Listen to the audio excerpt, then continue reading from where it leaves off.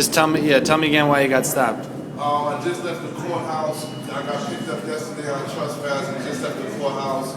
I was heading to the precinct to pick my money up, and I don't know where the booth is at to purchase a ticket. And I see the gate open, and I see two cops in there with the flashlight. So I'm thinking they just letting people go through, because something might be wrong with the thing. And when I get through, after I get halfway down the hall, they pull me over. And then they run my name and they said I got a warrant. But yeah, I literally just left court. Now I ain't put my shoestrings back in my boot shell. 2-3 minutes ago I left court. Stayed in jail all last night, now right back in cuffs. Because of the same warrant. You would think they could just call the courthouse. Did he just leave court? Is this warrant lifted or what? Right back in handcuffs.